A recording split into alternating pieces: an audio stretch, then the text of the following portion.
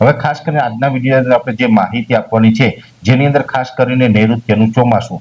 આમ જોવા જઈએ તો આજે 14 જૂન થઈ ગઈ છે. આવતીકાલે 15 જૂન છે. સામાન્ય રીતે 15 જૂને ગુજરાતમાં ચોમાસું પ્રવેશ કરતું હોય છે, પણ આ વખતે આવતીકાલે 15 જૂનના રોજ ગુજરાતની અંદર ચોમાસું પ્રવેશ કરે તેવી કોઈ શક્યતાઓ દેખાતી નથી. તેવા હવામાનના કોઈ પરિબળો અત્યારે સક્રિય નથી કે આવતીકાલે 15 તારીખના રોજ ચોમાસું ગુજરાતની અંદર પ્રવેશ કરી શકે. પણ હા, એક ચોક્કસથી વાત છે કે ઘણા દિવસથી જે મહારાષ્ટ્રમાં ચોમાસું નિષ્ક્રિય થયું છે, અને મેં આપને ગઈકાલે પણ જે જણાવ્યું હતું એમ કે અત્યારે ગોવાથી પશ્ચિમ દિશામાં એક વરસાદી અસ્થિરતા ઊભી થઈ છે, એક સિસ્ટમ ઊભી થઈ છે જે અપર એર સાયક્લોનના સ્વરૂપમાં છે.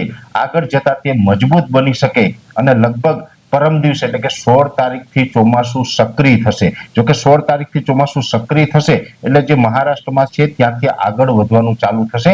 ગુજરાતમાં 16 તારીખે નથી આવવાનું, જેની દરેક મિત્રોએ નોંધ લેવાની છે. પણ એટલું કહી શકાય કે 16 તારીખથી સક્રિય થશે એટલે 16 થી લઈને 20 જૂન સુધીમાં ગમે ત્યારે ગુજરાતમાં પ્રવેશ કરી શકે. એટલે કદાચ જે નોર્મલ તારીખ 15 જૂન છે એના કરતા 2-5 દિવસ મોડું, પણ એ ચોમાસું છે હવે આપણે આગળ વધવાનું છે. 16 તારીખથી હવે આગળ વધવાનું ચાલુ થઈ જશે, કેમ કે અત્યારે અરબ સાગર સક્રિય થયો છે. અરબ સાગરની અંદર કરંટ છે, જેને કારણે ચોમાસું છે 16 તારીખે પરમ દિવસેથી ધીમે ધીમે આગળ વધવાનું ચાલુ થશે.